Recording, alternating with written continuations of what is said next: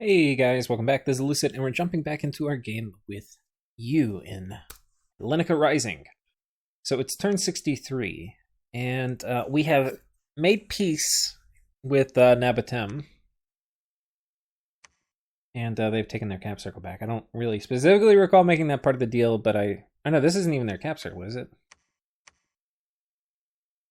No, they've decided to take this back, which was not agreed to, and it was a kind of rich province. Anyway, we don't really care. We're going for thrones, so I think we'll let that pass. Bellmonth is over here attacking them, and I think this is the turn that Bellmonth is like, "Hey, are you backing off?" I'm like, "Yeah." Maybe it's next turn, but basically we're just moving armies south, and we're also securing armies over here. I'm gonna go for, I think, this Karnaac throne. We'll see if we can take it, and yeah. So we're going to be getting a big army. They're not the stones are not mindless. So potentially I can mass enslave a bunch of them. We'll find out.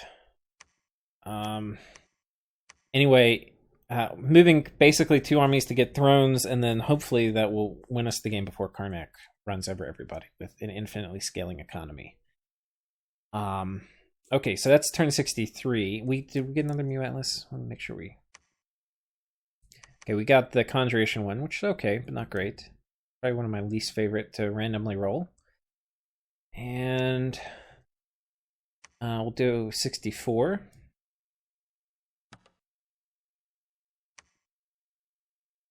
So 64, not a lot happens. We're moving armies south. And this turn, Bellmonth has definitely declared war on me. And anyway, I think the nap will be ending just about in time so I can attack him right here by the time this army gets south. Because it's got to go boom, boom, boom. So I think he ends it this turn. So I think nap 3 is 1, 2, 3, and I think we're okay to attack.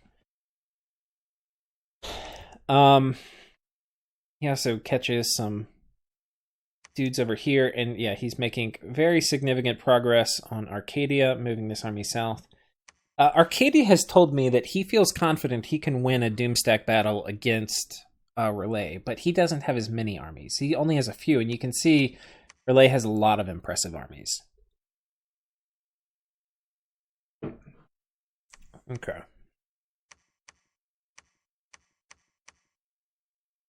So that's basically what we've got going on over here. Turn 65, we'll keep speeding along.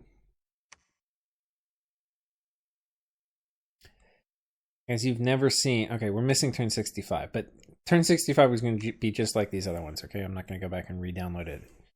We're just getting in position. So our armies move south, they're moving south again, and we're preparing to go on this turn. Now, I don't see a lot of Bellmonth build up on this border, which is a bit surprising to me.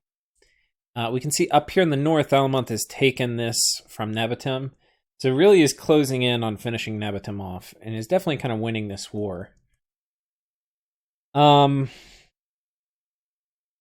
Meanwhile, I think this Relayan army has moved in the ocean, but I'm not sure. And I think it's going to kind of pop back out down over here or something. And what else? Oh, I cast Mu Atlas Guardian because I really needed... This gives you a specific one. I really needed another one of these guys, so I just went and summoned them. It's extra if you pay for the one you want. But we really needed one of these guys. So anyway, he's moving up here, and we've got a bunch of guys moving over this way, and we're getting ready to make our play up this way. I don't have a nap with Karnaac, so I can just kind of move in. The guys we have coming in...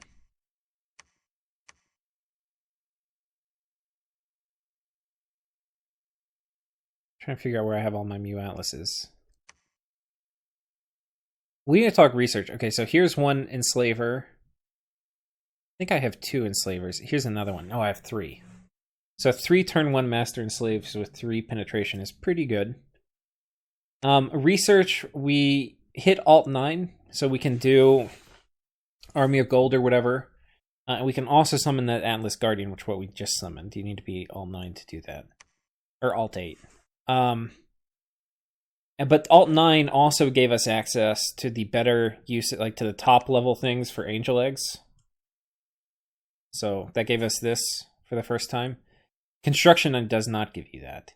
Now we're getting Conjuration 6. I forget what that's for, but that was for some very important reason, which I've completely forgotten. I don't think I get any of these. So it's probably actually for Summon Spectre or something. Well, no, I'm not actually sure what it's for, guys. I don't know why I went Conjuration 6, but I probably had a reason. And then Blood, we're heading down to 9 after that, and that's so that I can get Eye Tyrants, which are pretty cool. And then we can also do Great Sister G. That can only be cast by World Egg. Crap. Okay, anyway. So, yeah. We're going to hang tight here, and then we're going to roll out very, very shortly in a turn or two. And with that, we'll go ahead and pull up the next turn, and things are about to start getting spicy again. 67. And I'm missing some of these. Some of these I might have to pause and go download if I think they're going to be important. Okay, our Angel Eggs are up, so we're casting a bunch of things. Sister G of Rebirth for a lot of them. Sister G of Creation, which is going to give me eggs. And then Sister G of Power, I think I'm going to do Sister G of Creation. Yeah, this one's doing Sister G of Power, which is going to give me a Tartarian, pre-commanderized. And we've got, I guess we have to wait one turn. So we're pausing here, we're waiting one turn while, yeah. Or I wonder if, no, okay, I've been. I think I'm missing turn 68. Let's go ahead and pull up turn 69, see if I need to go back. Because I kind of just, not a lot is going to happen. Okay, I think this is it.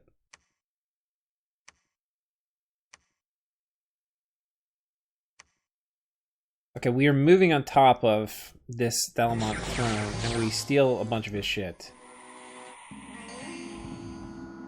Let me make sure I don't have anybody in the army already. Yeah, so this is my first turn going on top.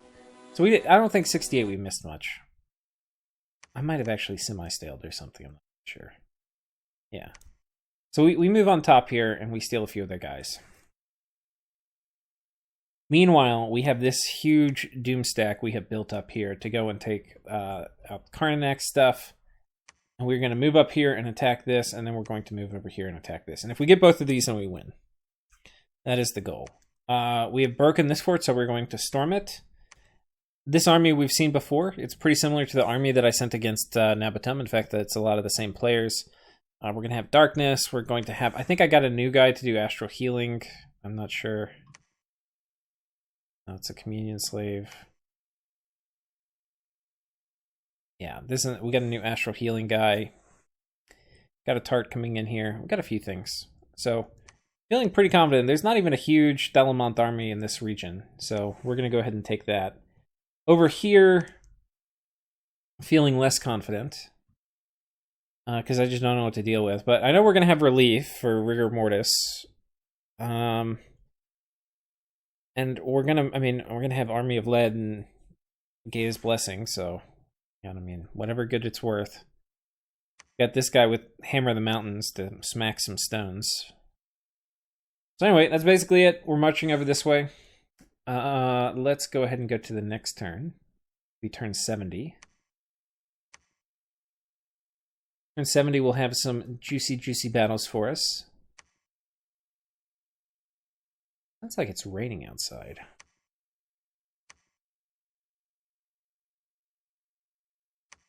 Okay. So we get attacked by these guys. Oh, I guess we're teleporting in and doing... All bird allies? Yeah, not nearly enough. Bird's not that good against feet. Okay, he does manage to kill an Infernal Bagpipe. And then here we have our big battle in Jinport for the throne. So here the army of the birds come in, and you can see we've already stolen by the first turn most of their birds. Because these guys are not very high MR. They're MR4, so one master and slave, and they're all mine. So now they are just fully distracted. And I have a Queen of Air Elementals. And Jade armor. Oh, no, they've got the Sky Shard, which is going to give a lot of air gems. So I'm guessing they're going to do... What does this do? Air Shield. Storm Power 3. It's kind of cool. I'm guessing she's gonna cast Storm and Wrathful Skies. Wrathful Skies actually won't do anything to the sun. Because I've got lightning or shock resistance. And well no, but that's cancelled out. But Blood Bond and then Regen should split it, especially with Astral Healing. I don't actually know what she cast. She didn't cast anything.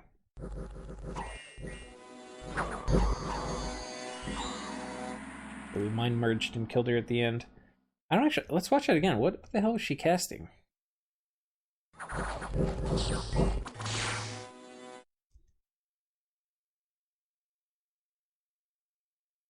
So she smacked some guys next to her at the beginning.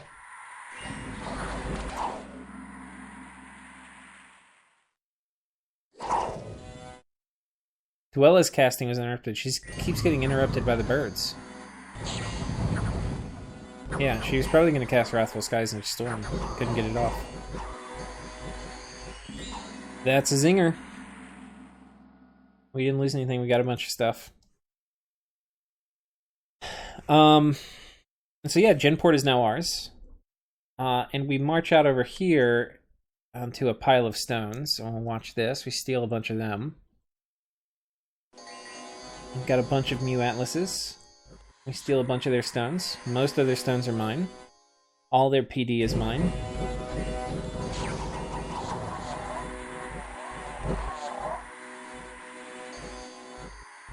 Slave mine spam coming out. We steal the rest of them. So we got a dolmen. And then some singing stones. Fine. And then we move up here. And we're just going to have a big battle for the throne. So this doesn't look too scary. It's 150 dudes. But we've got a bigger army. And we can enslave a lot of them. I don't know. We're just going to YOLO, guys. We're on the clock. And our lands are dead and dying. Bellmonth has said, hey, basically, I don't think I can win. I'm just going to grind it out with Napatem. So if you don't want to push any farther into me, then we can still be at peace. And I was like, okay. So we kind of agree to that. But meanwhile, I'm going to be protecting both my thrones at Borderim. But so I guess it works because I wasn't really planning on attacking him. Like going for another one of his thrones, I think would have been very, very hard. And he doesn't really stand much chance, I don't think, of getting his thrones back from me. So I don't know. I can understand why this deal works for both of us.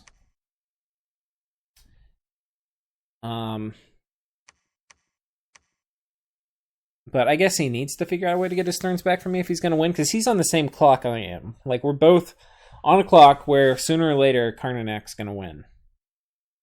So we've got to be making plays. So anyway, this army's moving in. What do we have? We've got Relief, Army of Gold, Army of Lead, and then Strength of Gaia. We've got Master and Slave. I guess this is only 2 Master and Slaves. I thought I had 3 in the area. But I guess not. 3 might have made a difference.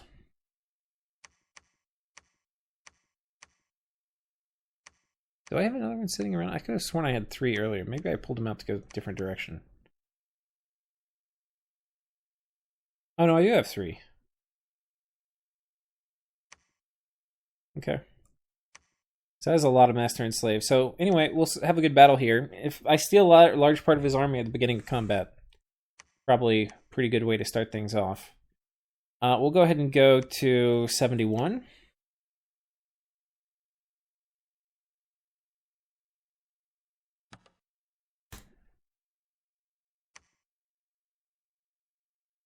And yeah, okay, so we have a battle here where we attack his throne. So on my side, we have the brave, proud flesh bags of you. And on this side, we have a bunch of rocks, some of which are now mine. I didn't actually get as many as I thought for having 3 Master and Slaves cast on turn 1. And these guys, they're in the presence of his god, so they start off with the 3 magic resistance from their bless. Or a lot of them do.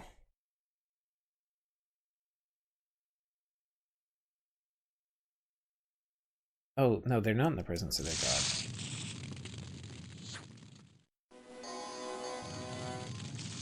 I think they've cast the Rain of Stones.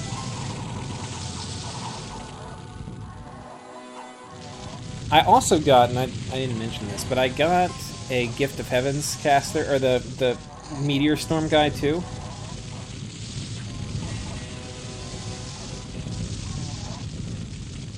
We have this guy jump in the back line, and they're pretty good at killing rocks. And they've got 22 MR, which is a bit, but not a ton.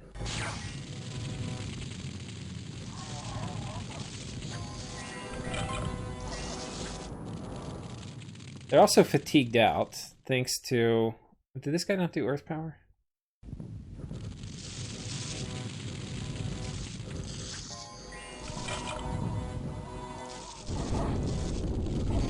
Okay, and then he's spamming out Gifts of Heaven, which is very effective against Blood Bond units.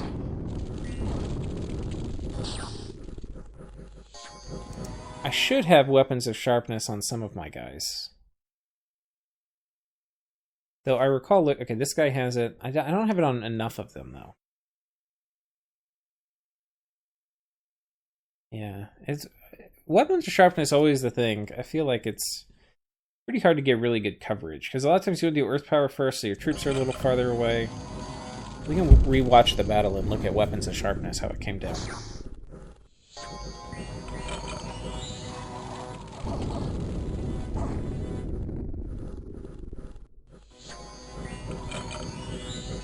But, like, these guys are just immune, basically, to troops. Like, how the fuck are you gonna kill these guys with Soul Vortex and all these other things on them? Half my front line's paralyzed.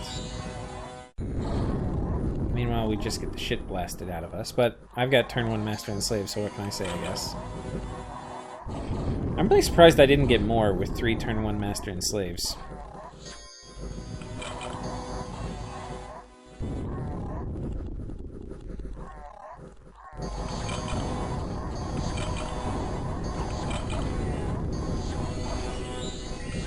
So you can see our guys are kind of melting. And so pass our dreams of having this throne from Karnaac, it seems. Unfortunately for him, he's going to have a hard time actually killing me. Spamming Paralyze and Gifts of Heaven. But, like, our Mew Atlases can take a hit from Gifts of Heaven and survive. Because they've got Temper Flesh on, and then they have a lot of HP. And then they can still Blood Bond share between them. So they're going to slowly march off. Meanwhile, the battle's going to time out.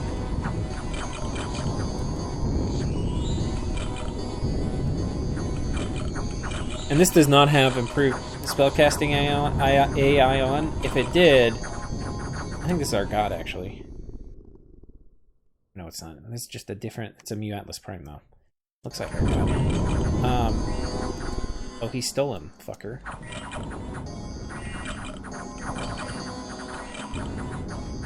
Yeah, so I lost the Mew Atlas here.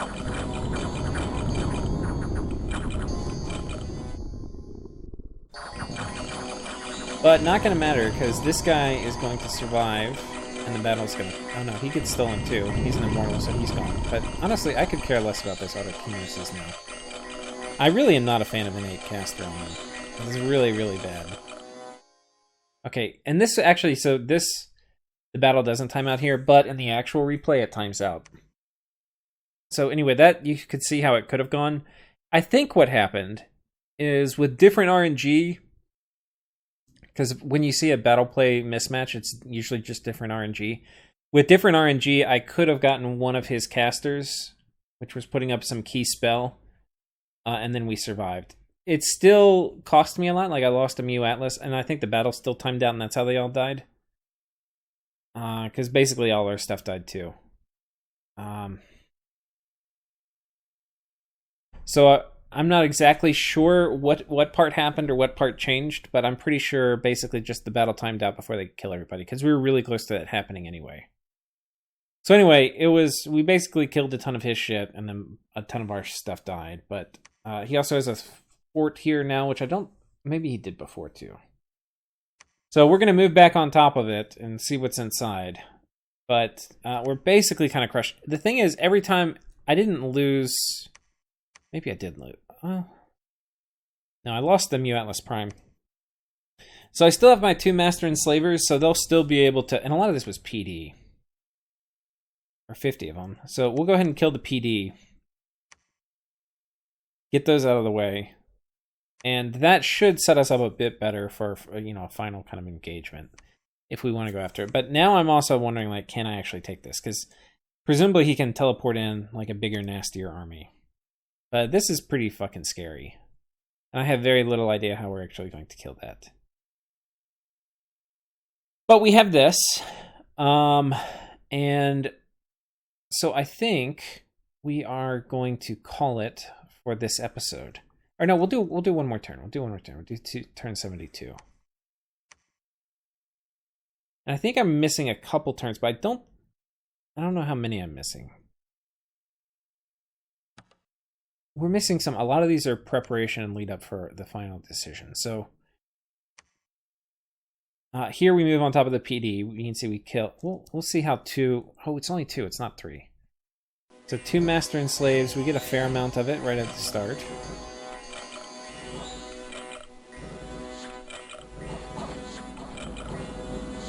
I've also been marshaling more troops out in this direction. So we have another big army coming through, and I'm thinking like, okay, well, let's try it. We'll do a final push. There were some things I didn't have, like I didn't have death magic. I don't know if that would have helped, but it might have. I feel like I'm playing really sloppy too. Part of it is like the narration is sloppy because I'm kind of going through these turns really quickly, but I'm kind of playing it sloppy too. Like, first of all, you don't have to script much because a lot of the spells are auto-casted. So there's not a ton of finesse you can do, or that I'm figuring out how to do anyway. But, and I don't even really know what to expect when I fight half these nations. But, I don't know. I also feel like I'm pretty sloppy. Like, these guys should probably have some gems on them or some gear. So we'll see. Anyway, if they're going to keep raiding, like, he's going to keep raiding with this Unearthed Queen. We're going to go ahead and move some feet in to potentially stop that raid. And then if he's going to come take this from me, we're going to go send in... we're not very excited about losing more stuff, so we're going to go send in... Oh, I didn't mention it. So we finally got... It was from an event, but we finally got... I had all 5 of them together, so I had the evocation one, which was the last one, the Gifts of Heaven one. It's part of... Like, you have to have 5 of the Mu Atlas Primes all in the same province, and then you can get the 6th one. So we got the 6th one. He has not... I got him a while ago, like a few turns. 5 or 6 turns ago, probably. So it's just a detail I missed. But anyway, this guy can self-replicate. And it happens like... I think like every...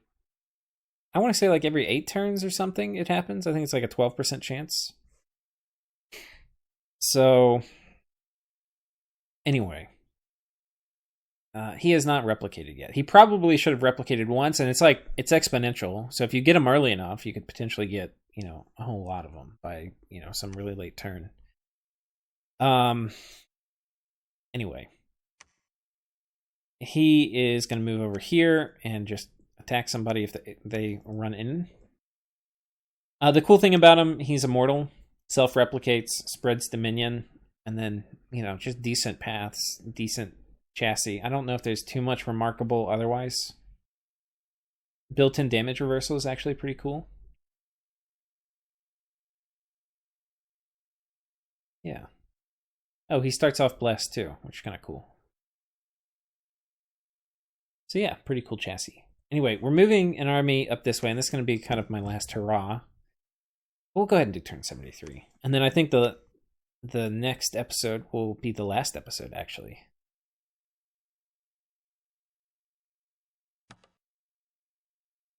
So yeah, I think we'll do 73, and then we're going to probably skip forward, because there's a little bit of repositioning that's going to happen after this. Okay, so I move over here. We have a big army on top. What we're going to do... Karnaac cannot break out of their fort, so you can just sit on top of their fort, and... Immobile units cannot break siege. So unless they have other units with them, they really can't get out. That's fine. So anyway, we're going to come over here. We're going to try to knock... this seems like a fair amount of investment over here, but not something we can't take. So we'll just send in a big group of guys to kind of come kill them. And I want to kill like these little medium investments he has lying around. And I'm assuming we can kind of do that. I don't know how this... I guess these guys are supposed to bless on the advance and cast spells. I think that's very sloppy. A lot of sloppiness here, guys. Do not emulate. So anyway, we're just going to raid off of these forts.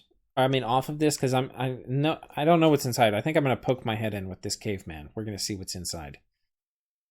Well, okay, I'm going to go download these turns. So I'm going to go download the following turns, 74, 75, and then I think we'll pick back up on turn 76. And that'll probably be the last episode of the series, because we're getting to the point of either Karnaac or probably I am going to win, and probably Karnaac is going to win. Because he's now getting to the point, he has, if we look at the throne situation, I've got 3, he has 3. I have 1 unclaimed, and I think he has 1 unclaimed. So, whoever gets 1 more throne, I think, wins. So, anyway, guys, I will see you next episode. Take care.